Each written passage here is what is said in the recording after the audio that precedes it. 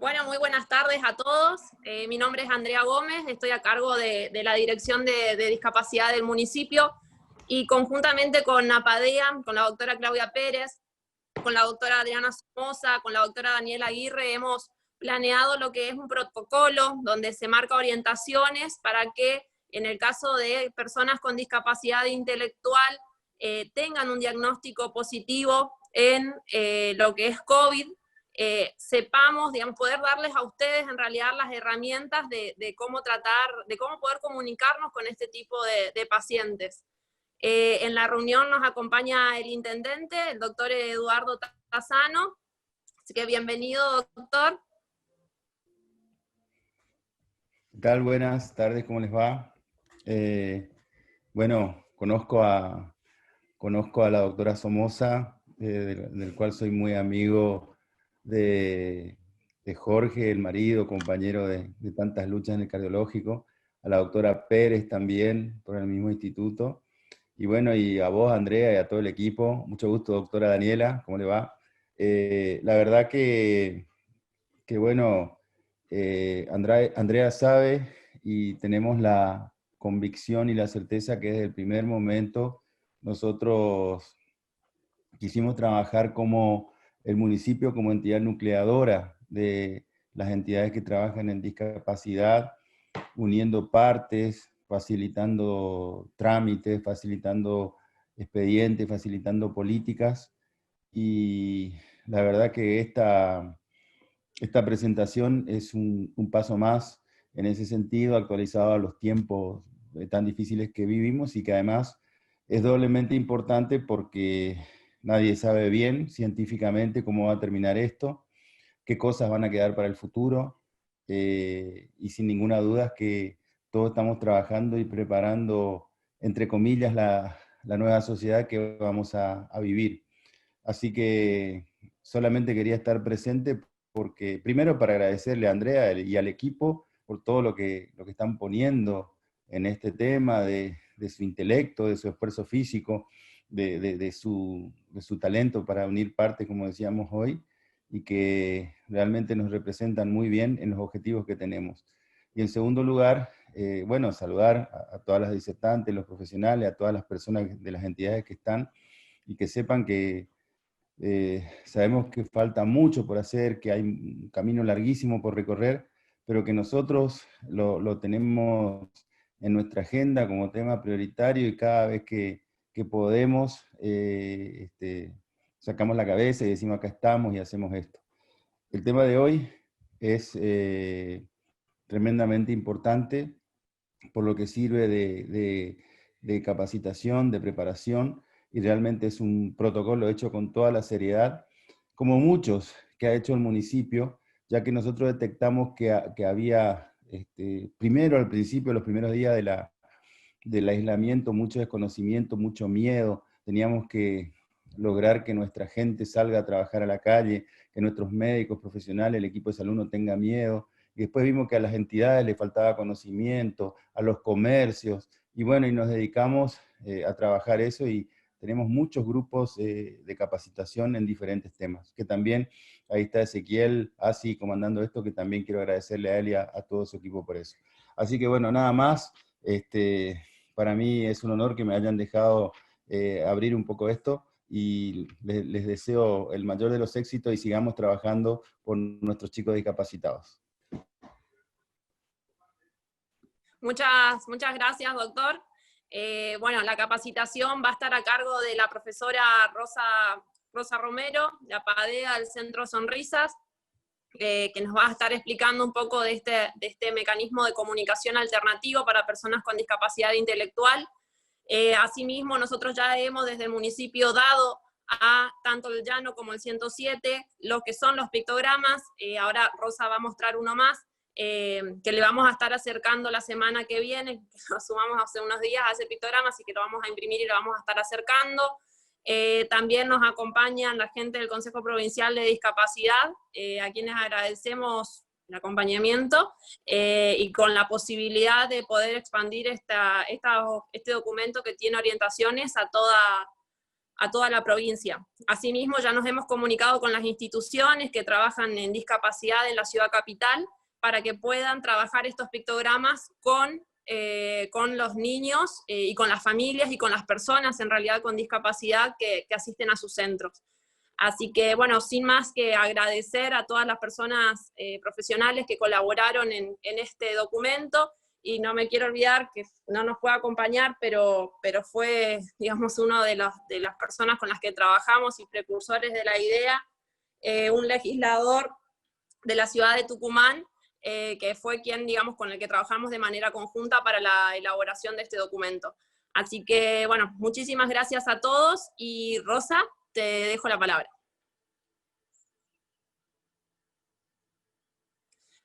Porque está silenciada, habilitate tu micrófono. Ahí está. Hola. Súper.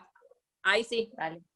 Bueno, hola a todos, muy buenas tardes, gracias por estar. Bueno, la idea de poder difundir un poco el sistema alternativo de la comunicación tiene que ver con que las personas con discapacidad, sí, sobre todo aquellas personas del espectro o con algún tipo de dificultad en el lenguaje, tienen ciertas particularidades que tenemos que conocer y que tenemos que empezar a internalizar y saber interpretarlas para poder tener acceso a ellas y que ellas tengan acceso a la información que queremos darles. Todos estamos pasando por esta pandemia de una manera bastante, como decía el intendente, sí, estamos aprendiendo todos los días y estamos viendo cómo cursa todo esto. Así que bueno, nuestros niños, jóvenes y adultos con TEA o con discapacidad también están atravesando esto. Hay un porcentaje que puede entender lo que está pasando, hay otro porcentaje que vive día a día y a los cuales tenemos que anticiparles que hoy no van a ir al centro, que hay que esperar, que nos podemos enfermar, que tenemos que usar tapabocas, ¿sí? Que tenemos que lavarnos las manos, y bueno, este aprendizaje es todos los días, esta anticipación es de todos los días, desde todos los centros, y particularmente puedo hablar desde el nuestro, que es APADEA, desde el día 1 del receso y de que se decretó la emergencia sanitaria, nos manejamos con nuestros pacientes a través de los diferentes medios de comunicación, videollamadas, teleconferencia, a través del Facebook, a través de mensajes, tratando de brindar esa prestación que brindábamos uno a uno a través de los diferentes dispositivos. Y bueno, como decía Andrea, también ellos tuvieron a través de historias sociales la anticipación de todo lo que estaba pasando, ¿sí? Algunos a través de cuentos, diciendo que hay un bichito en el ambiente que nos puede enfermar, y otros a partir de comentarles realmente lo que estaba pasando. Bueno, para poder entrar en tema y poder empezar a explicarles el uso del sistema alternativo, tengo que destacar que tanto el espectro, el trastorno del espectro autista, como otras discapacidades, están afectadas en varias áreas del desarrollo, ¿sí? Por eso es un trastorno del desarrollo. Pero hoy lo que quiero destacar son dos áreas principales que son las que dificultan por ahí el acceso a otra persona, o que otra persona tenga acceso a esa persona con discapacidad. Uno son los trastornos del lenguaje, comórbidos a el trastorno del espectro autista, ¿sí?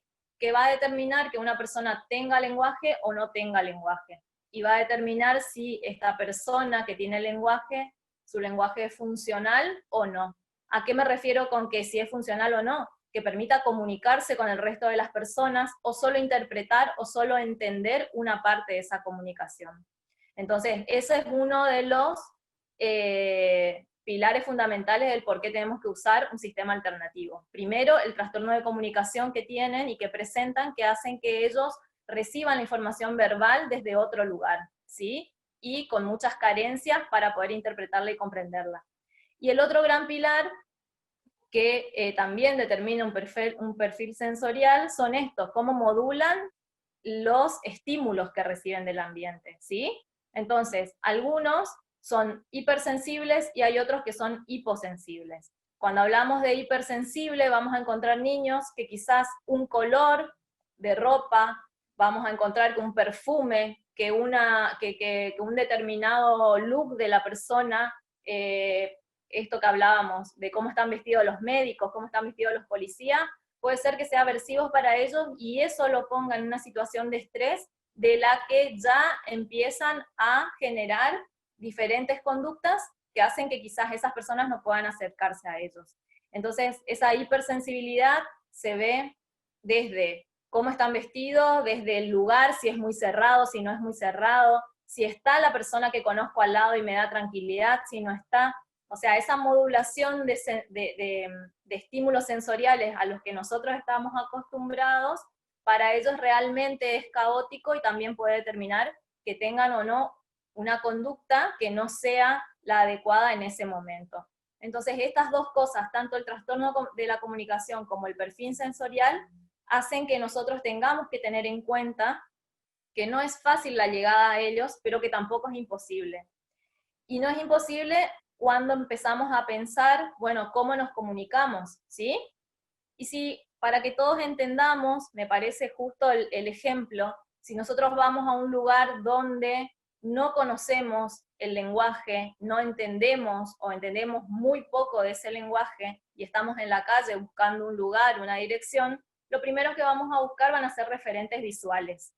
Esos referentes visuales, en nuestro caso, puede ser la dirección, puede ser una numeración, puede ser un negocio que hayamos visto antes, puede ser una estatua que esté en algún lugar y que nos ubique.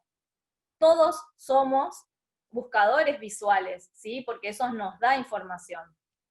Bueno, nuestros niños y a las personas del espectro son pensadores visuales y necesitan de este referente visual. Entonces, por eso es que vamos a acercarnos a ellos y poder empezar a comunicarnos con ellos a partir de todo lo que tenga que ser un sistema alternativo de la comunicación, que es lo que se repartió desde la municipalidad, ¿sí? Bueno, este sistema alternativo de la comunicación tiene por objetivo esto, hacer representaciones, dejar representaciones mentales y referentes que me puedan anticipar lo que va a suceder, ¿sí? Quizás yo le pueda decir, bueno, mira, yo te voy a hacer un hisopado, voy a agarrar el hisopo, te lo voy a poner en la nariz, y de eso solamente la persona con discapacidad o la persona del espectro va a entender que yo me estoy moviendo, que estoy moviendo las manos, y que si muevo más las manos quizás es perjudicial para mí, o sea, sensorialmente me da mucha información. Entonces, bueno, esas son las cosas que vamos a tener que tener recaudos cuando nos vamos a enfrentar a la situación de estar con una persona del espectro, con una persona con discapacidad intelectual. Entonces, este sistema lo que se usa es a partir del señalamiento, ¿sí? Y a partir de la espera. Y siempre vamos a utilizarlo de una manera concreta, con una consigna clara y corta, ¿sí? Para no dar tanta información. Todo lo auditivo va a hacer que ellos reciban palabras claves y lo puedan asociar con el pictograma, ¿sí? Entonces, esta anticipación que nosotros vamos a hacer a través de este medio, lo que va a generar es bajar la cantidad o las probabilidades de que esa persona entre en crisis o que se presente alguna conducta inadecuada, que es lo que no queremos. Como también vamos a tener que empezar a regular la distancia que va a haber de esa persona nueva, que puede ser el médico, a el paciente con TEA o dentro del espectro. Como tienen algunos, que ya lo pudieron ver, vamos a ver que este sistema pictórico lo que está es separado, ¿sí? En función de partes del cuerpo, que la idea es poder determinar esas partes del cuerpo, dónde me duele, qué me pasa, en qué parte del cuerpo es donde me está pasando, si es adelante, si es atrás, o sea, vamos ubicando como espacialmente, y lo que es más importante, básicamente son los objetos que vamos a encontrar en ese lugar, ya sea en el consultorio médico, en el hospital, ¿sí? O lo que van a manejar la gente que venga a mi casa depende del nivel, ¿sí? Si solamente vienen a tomar pruebas en mi casa o si me tengo que trasladar al consultorio, esos objetos que van a usar. Y las posibles acciones que van a realizar en mí, como sacarme sangre, ¿sí? Pincharme, tomarme la presión, tomarme el pulso. Si tengo que hacer un análisis, dónde voy a hacer PIS, ¿sí? Si me tienen que hacer algún electro, si me tienen que hacer otro estudio, bueno, la idea es ir mostrando a través de las imágenes lo que va a suceder o lo que me va a suceder para poder anticipar eso y que esta persona tenga un tiempo de procesamiento para poder crearse un referente mental y en función de eso bajar la ansiedad y poder entender lo que está pasando. También van a encontrar que fueron marcados, ¿sí? Esto del dolor con un color determinado también, ¿sí? Si duele mucho, ¿sí? O si duele poco. Cómo me siento, si me voy a transportar o no en la ambulancia. Y a su vez también lo que hicieron fue organizar los encabezadores de cuándo, de cómo, ¿sí? De cuántos días, ¿sí? Por una cuestión sí es que vamos a tener que hacer reiteradas pruebas en reiterados días. Y lo que tiene que ver con diferentes síntomas, ¿sí? Que puedo llegar a tener, ¿sí? O cómo me puedo sentir. Esto sería como hojas de ruta donde a partir del señalamiento nosotros vamos a ir indicando o preguntando si te sentís, si tenés ganas de vomitar, ¿sí? O si necesitas, por ejemplo, en este caso, ir al baño, ¿sí? Si fuiste muchas veces al baño. Vamos a tener diferentes tópicos de conversación en todas estas fichas que están diseñadas de una manera práctica, porque hay varias imágenes en una sola ficha, entonces no tenemos que manipularlas tanto. Pero así también, como parecen que son prácticas, también vamos a tener que saber qué de todo esto vamos a presentarle a esa persona que recién conocemos, ¿sí?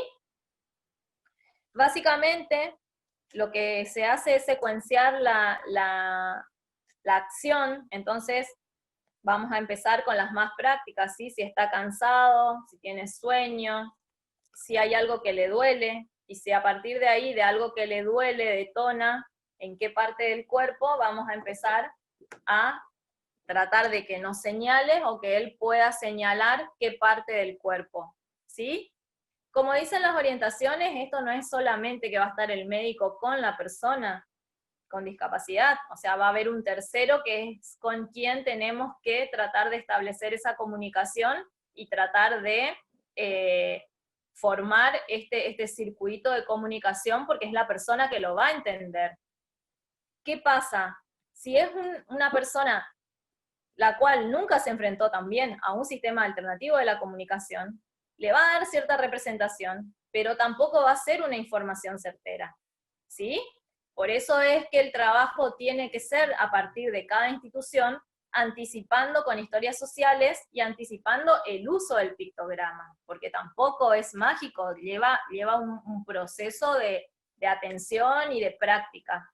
Lo que queremos hacer es invitarlos a los doctores a que puedan saber que esto es un referente visual que es necesario para ellos y que es un referente visual que va a permitir que ellos puedan anticipar lo que se viene, ¿sí? Y eso hacer que, o sea, a partir de eso, que ellos estén tranquilos, mantengan la calma y puedan acceder a subir a una ambulancia, a que le saquen sangre, a hacerse algún estudio, que quizás si yo solamente lo llevo de prepo y explico al tutor sin tener en cuenta a la persona que es la afectada, derive en una crisis y que todos tengamos que estar mucho más estresados que lo que estaríamos en el caso donde podamos comunicarnos con ellos un poco más asertivamente.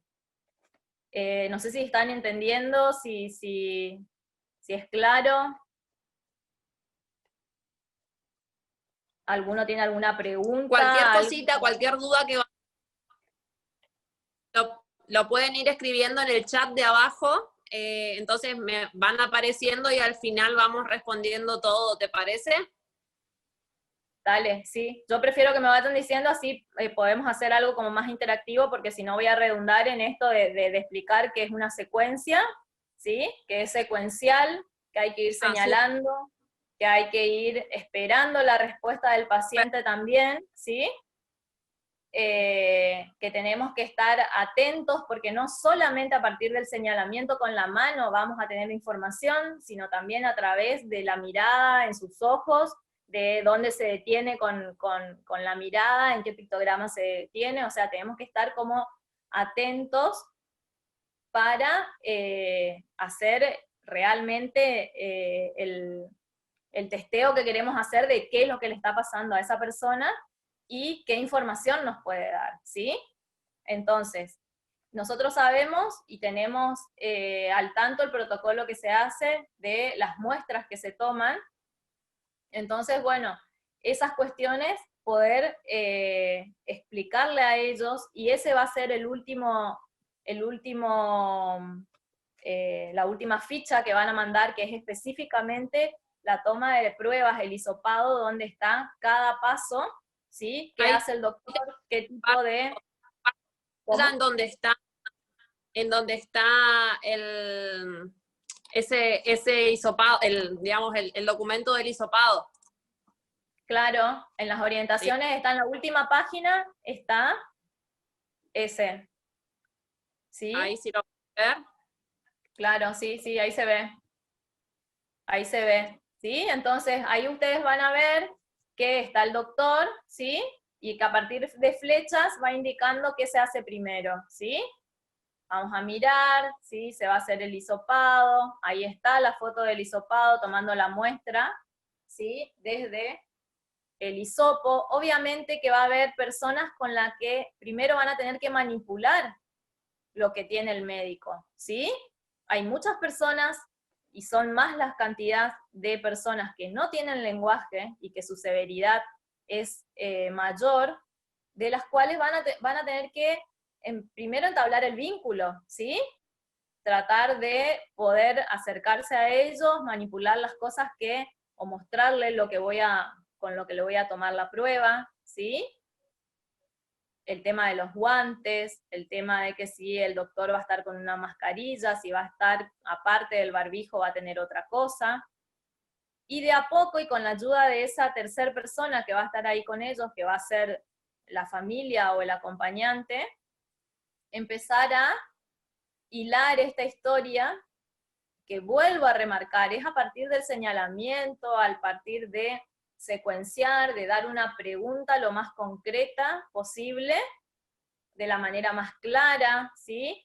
Por ahí nosotros estamos muy acostumbrados de empezar una charla a partir de un chiste, a partir de algo, y con ellos quizás eso no lo vamos a poder hacer, ¿sí? Pero sí dándole pautas de estar tranquilo, tenés que estar tranquilo, estás con mamá, mira esto, o sea, ir como dosificando ese lenguaje que tenemos por naturalidad de hola, boche, ¿cómo te llamás? Y que vamos a tener que acotarlo lo máximo posible para no darle mucha información auditiva y que nuestra presencia tampoco sea aversiva para ellos, ¿sí? Sino que sea algo más informativo. Así que eso por el momento. Bueno, en el caso de que existiera la posibilidad de traslado, obviamente que vamos a tener que señalar, ¿sí? El pictograma de la ambulancia, y dentro de la ambulancia hay muchos de las personas con TEA se manejan directamente con agenda, o sea que en la casa van a tener que armarle también esa agenda, ¿sí? Para que ellos puedan entender que en la ambulancia van a ir y van a ir al hospital, ¿sí? Y que dentro del hospital van a tener las diferentes pruebas, ¿sí? Vamos a tener que hacer pis en un potecito, vamos a sacarnos sangre, ¿sí? Te van a hacer un estudio, una placa, lo que corresponda en esa situación.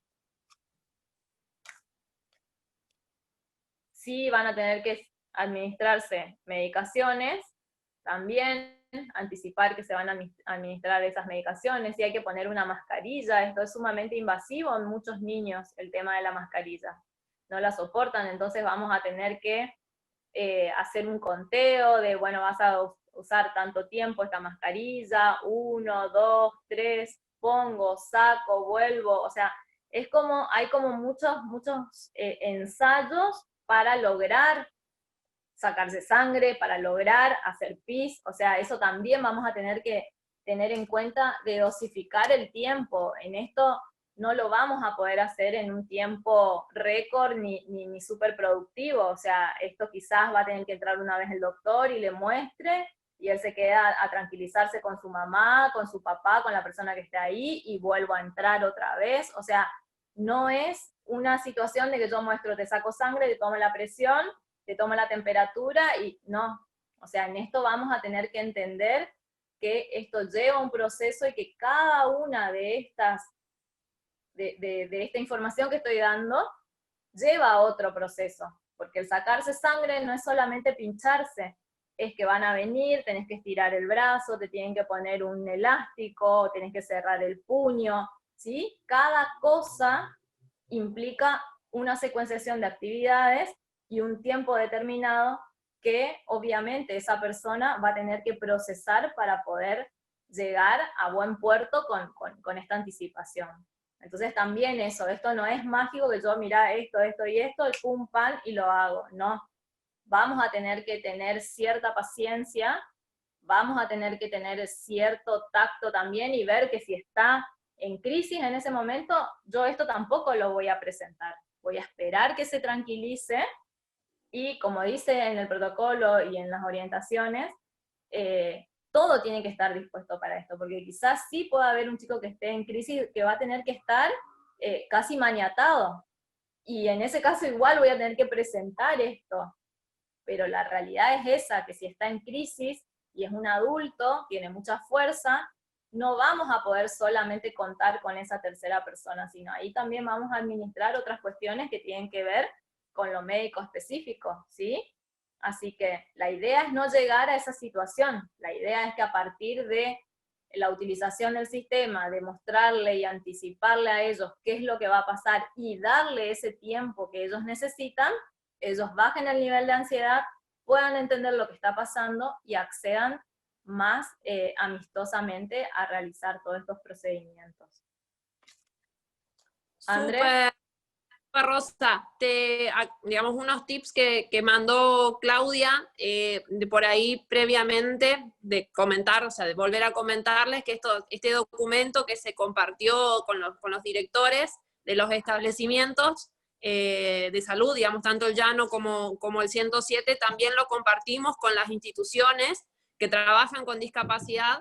Entonces, la idea es que los niños, que ojalá no lo lleguemos a necesitar, pero si se llegase a utilizar, la idea es que el niño ya esté familiarizado con estas imágenes. Que lo que comenta Claudia es este tema de cuando el médico ingresa al hogar, ya sea en la búsqueda del niño o el médico a atender, preguntar si el niño está familiarizado o no con estos pictogramas para saber si vamos a poder, digamos, manipularlos y cómo hacerlo. Claro, por eso era que lo que yo decía anteriormente, se supone, la mayoría de los niños, y acá en Corrientes estamos hablando que hay acceso a agendas, quizás no todos con el mismo sistema de pictogramas, pero se conoce el uso del sistema alternativo para aquellas personas que trabajamos en lo que es el espectro. Y para aquellos que tienen TEL también se está utilizando mucho, porque hay muchos niños con TEL que están siendo parte de terapias muy parecidas o muy estructuradas, donde se utiliza el sistema alternativo también. Entonces, el trabajo previo es desde nuestro lugar de centro y de institución que brinda una rehabilitación y un servicio, hacer hincapié en estas historias sociales y en contar a partir de estas historias sociales, ¿qué son las historias sociales? Básicamente son diferentes pictogramas y abajo tienen oraciones y a partir de eso voy contando qué es lo que está pasando. Entonces ellos saben de que hay un virus, ellos saben que en este momento no podemos ir a la escuela, que no podemos ir al centro, que no podemos salir a jugar, ¿sí? Que no podemos ver a los amigos, que no tenemos las actividades. Ellos saben que tenemos que quedarnos en casa. Así como enseñamos esto, también poder enseñarles, digamos, que si en el caso que nos sintiéramos mal, cuáles son los síntomas. Y eso se hizo desde las instituciones, se está haciendo, hay como mucho material de que cuáles son los síntomas que puedo tener, si me siento así que tengo que avisar a la mamá, que tengo que ir al médico, que el médico va a venir en casa. Entonces eso es lo que te dice Claudia, el tema de anticipar en esto, sí o sí la palabra que tiene que quedar es anticipar. Todos tenemos que anticiparnos a que esto pase, ojalá que no pase y ojalá que no tengamos que acudir a esto, pero si en el caso que pasara, esto es lo que nos va a llevar a que tengamos un mejor procedimiento, que ellos puedan entender y que todos podamos estar mucho más tranquilos, que es lo que queremos. Perfecto. La idea es eso, sí, que ellos Rosa, puedan conocer. Una consultita más, digamos, como tenemos gente tanto del 107, que es el que realiza, digamos, el primer contacto en el caso de un COVID positivo y realiza el traslado al llano, y después personal del hospital que va a atender, ¿cuál sería la secuencia o si nos podés, digamos, como dar un ejemplo de cómo el personal debería entrar a la casa y cómo el personal médico o el personal, digamos, que esté en el hospital deba atender a este tipo de pacientes? Digamos, ¿qué sí y qué no hacer?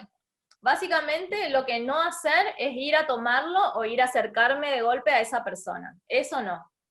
Lo mismo, si hay una persona al lado que es la que está mediando, darle tiempo a que esa persona es la que primero le va a dar esa información. Se supone que si viene a la casa, ya de alguna manera los padres saben que algo está pasando y ya pudieron haberle explicado. Entonces, lo que vamos a utilizar van a ser básicamente el pictograma del doctor, ¿sí? Que sería la última hoja que tienen. Vamos con esta, por ejemplo. ¿Qué van a hacer? ¿Sí? Si se van a acercar a tomarle el pulso, si se van a acercar a tomarle la presión, ¿sí? La persona entra y se va a ir y va a ponerse lo más próximo que pueda al lado, ¿sí? O en el espacio donde tenga.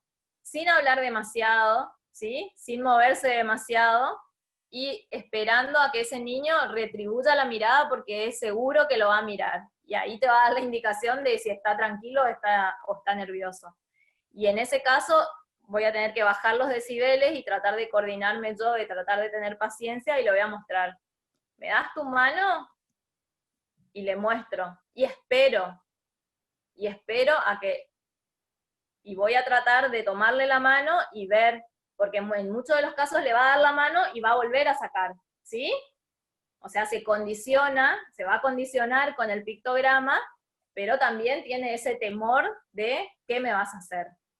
Entonces, si me da la mano, instantáneamente yo, si tengo que tomar la presión, ya no le voy a poner el tensiómetro, voy a esperar, ¿sí? Y mostrarle, te voy a poner esto, te pongo y espero. Básicamente es como, o sea, sin que se malinterprete, pero es como cuando estamos haciendo ensayo y error con bebés, ¿sí? ¿Te gusta esto? ¿Querés? ¿Te doy? O sea, esa situación de espera, de te doy un estímulo, espero a que me digas, y lo probamos si lo soportás. Básicamente es eso, ¿sí? Es mucha paciencia, es mucha paciencia. Y quizás cuando le termino de poner el tensiómetro, agarre y se lo arranque, también puede pasar, ¿sí? Entonces, claro, ir teniendo esa situación, otra vez le muestro, mira, tranquilo, ¿sí? Vamos a poner, y quizás no tengo que decirle, te voy a poner el tensiómetro, sino, dame tu mano, vamos a poner, esperá, tranquilo, ¿sí? Simplemente palabras que...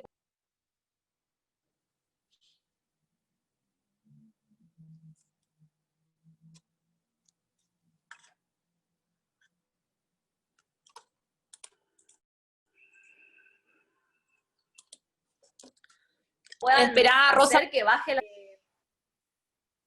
¿Qué pasó? Ahí está, la anterior. En el caso de pinchar, ¿me escuchan? Sí, ahí sí. En el caso de los pinchazos, hay chicos que son hipersensibles y quizás puedan tener mayor miedo, digamos, poca tolerancia, y hay otros que son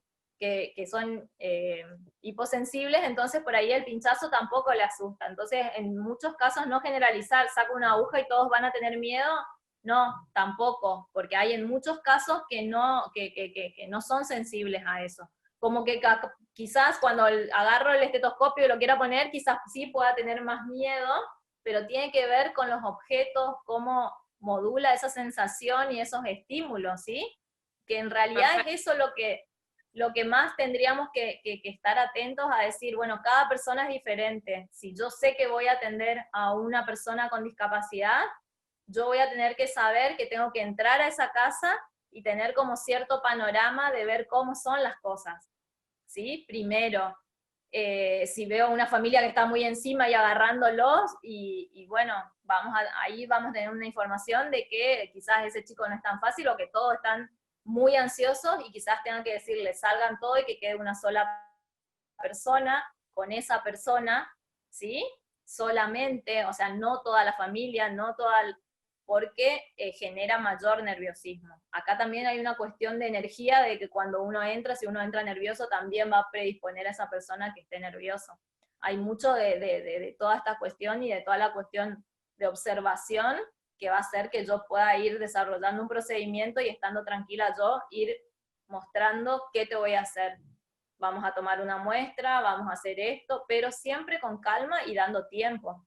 O sea, no es mágico tampoco. Claro, de ir paso a paso, digamos, tanto en el ingreso, de preguntar dónde le duele, si se puede hacer esto, si le parece, digamos, entrar más por ese lado amigable. Sí, por el lado de la paciencia y siempre, si hay una persona referente, tratar de que esa persona referente es la que va a mediar entre la persona con discapacidad y el médico o el enfermero que esté con él en ese momento, ¿sí? Se supone Perfecto. también que las personas, y bueno, ahí la tenemos a la doctora Daniela, ellos también, hay muchos que están medicados, entonces también algunos no van a estar tan eufóricos ni tan sobresaltados, ellos tienen una medicación. Entonces también esto va a hacer que ellos puedan estar también tranquilos. Pero la verdad es que como cualquier persona y como cualquier persona que entra a un desconocido, uno hasta que realmente no se familiariza con esa persona no está tranquilo, ¿sí? O nos pasa a cualquiera de nosotros, hay muchos adultos que no tienen discapacidad y no soportan ver una aguja.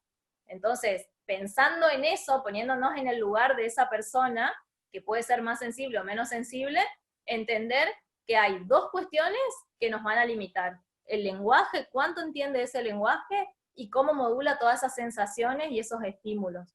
Y de ahí, si nosotros podemos tener en cuenta eso, vamos paso a paso, tranquilo y mostrando pictogramas a partir del señalamiento y esperando. O sea, no hay otra. Señalo, espero, doy una palabra, espero, ¿sí? Hasta que esa persona pueda tener un vínculo conmigo y me pueda mostrar. También puede pasar que te diga, sí, que le duele el ojo y es lo que le duele es la cabeza. ¿Sí? ¿Se entiende? O sea, también vamos a tener esto de que quizás no pueda modular exactamente en qué parte de mi cuerpo es lo que me está doliendo, pero que me estoy sintiendo mal, me estoy sintiendo mal. Entonces, también esas cuestiones tener en cuenta. Perfecto. Aprovechando la presencia de la doctora Daniela Aguirre, que por ahí en la parte del protocolo hemos trabajado mucho con lo que es la referencia al lugar de internación, y esto que vos estás recalcando mucho, que es siempre el acompañamiento, y también lo está marcando Claudia, el acompañamiento de una persona de confianza. Acá es donde vamos a tener que ceder un poco este tema del aislamiento y que la persona va a estar sola, porque si no, digamos, al estar sola entraría en una crisis muchísimo más complicada y no podríamos realizar ningún tipo de procedimiento. Entonces, primeramente es recalcar eso, digamos que al momento de realizar el traslado y al momento de la internación, vamos a tener, digamos, que arbitrar ciertos medios para que esa persona no esté sola, esté, digamos, bueno, la directora del Hospital Llano comunicó que tiene lugares que están adaptados en cuanto a lo edilicio, por eso hemos avanzado también en este mecanismo de comunicación, que era lo que faltaba. Entonces, tener estos lugares que están aislados de ruidos, de movimientos fuertes y digamos que estén los elementos básicos necesarios y no lleno de cosas, donde estas personas pueden llegar a encontrar una tranquilidad durante la internación. No sé, doctora Daniela, si quiere agregar algo más, ya tiene habilitado el micrófono.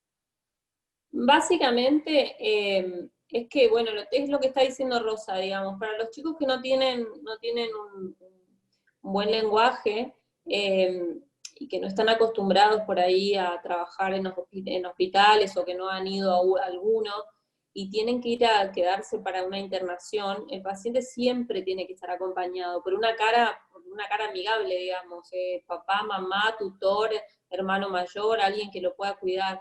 No son pacientes que puedan estar solos porque al no poder comunicarse, digamos, por más de que esté o no familiarizado con los pictogramas, una persona que venga a querer, digamos, hacerle algún estudio o tratar de invadir su cuerpo, que es como ellos lo toman, digamos, no, por más pictograma que tengan, si no hay una persona que haga intermediaria, no vamos a poder, digamos, tocarlo, ni mucho menos hacer algún tipo de intervención que sea cruenta, digamos, porque eso genera mucho estrés. Entonces el paciente solo no va a poder estar, va a tener que estar acompañado por una persona que viva con él, que conviva con él, una persona de la familia, una persona que sí lo pueda cuidar, que va a tener que tratar de interceder entre el profesional que no conoce al paciente y el paciente no lo conoce, para poder tratar de que sea un poco más accesible todo.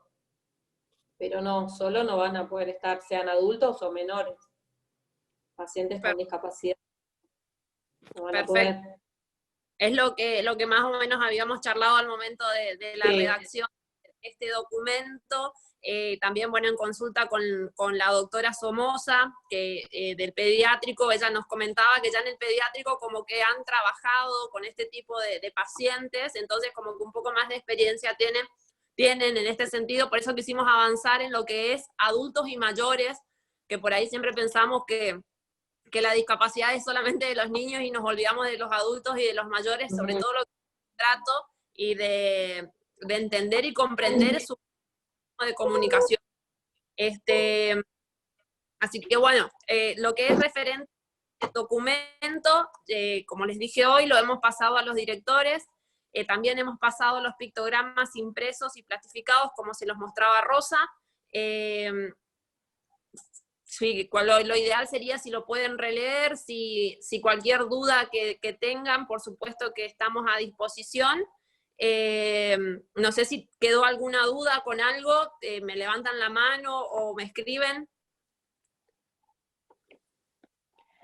Sobre todo, André, o sea, sí. Yo lo que le pido a todos los que van a estar a cargo de este servicio, digamos, es que esto no solo le va a servir para las personas con discapacidad o del espectro, o sea, le va a servir con una persona menos instruida también, que pueda entender, le va a servir con una persona, porque hay muchas personas que quizás no están diagnosticadas, pero que no llegan a entender exactamente qué es lo que me estás diciendo, o para una persona grande.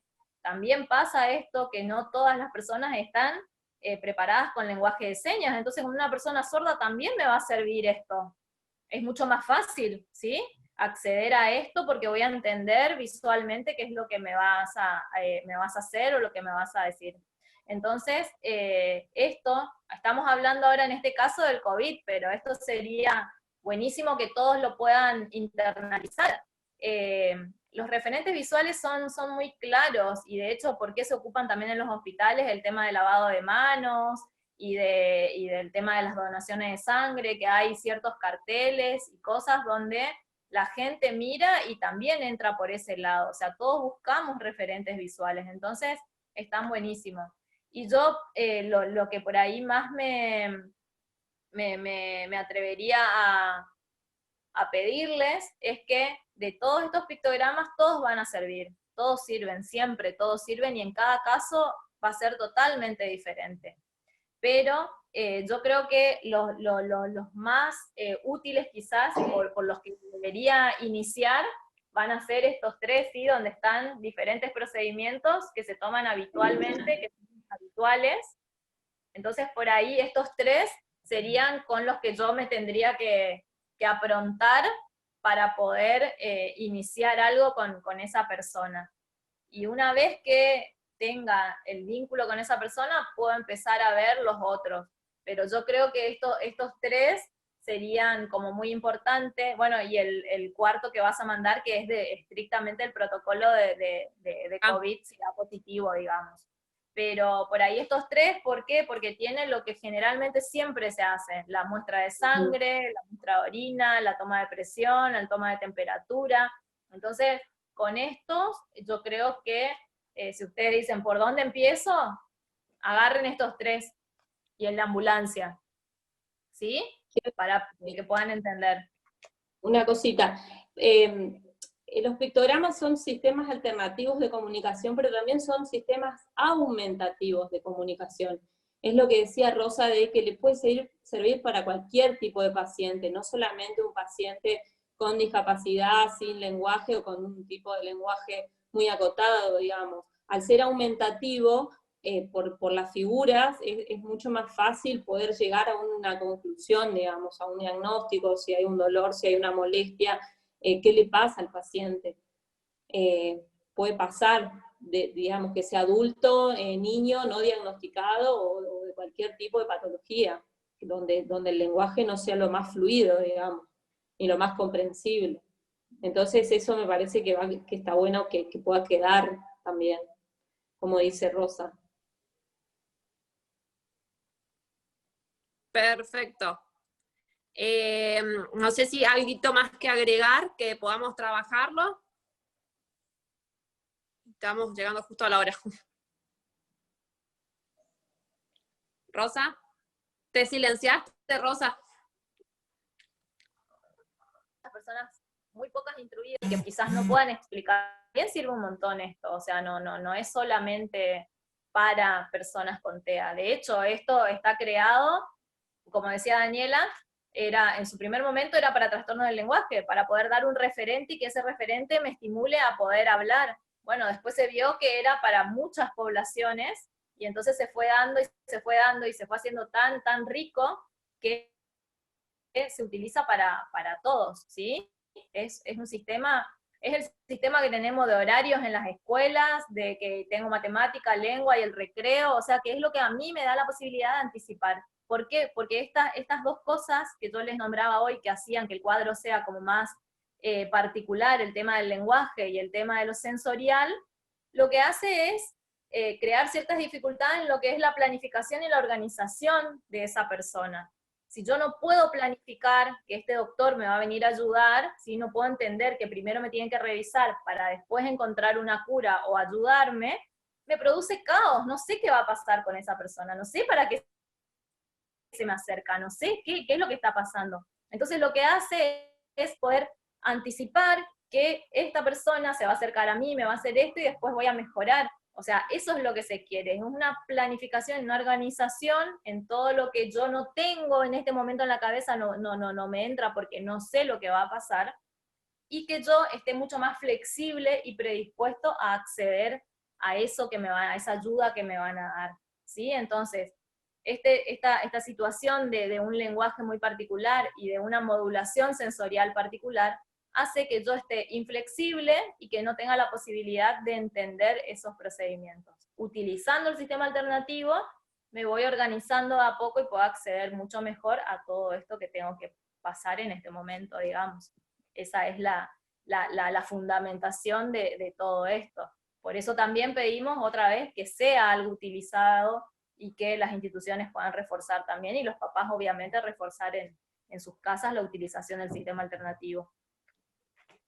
Perfecto.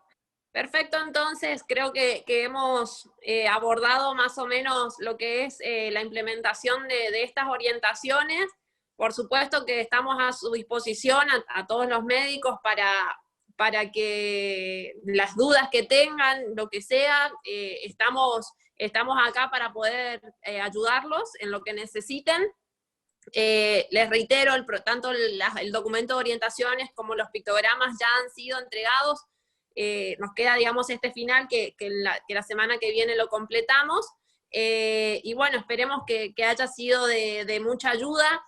Agradezco especialmente, bueno, Rosa, Claudia, a la doctora Daniela Aguirre, que nos acompañaron ahora, al viceintendente de la ciudad, el doctor Emilio Lanari, que fue quien, digamos, dio impulso a este documento de orientaciones que se comunicó, digamos, con el señor Embelón y con la directora del Hospital Llano, y bueno, gracias a eso hoy podemos estar hablando de esto.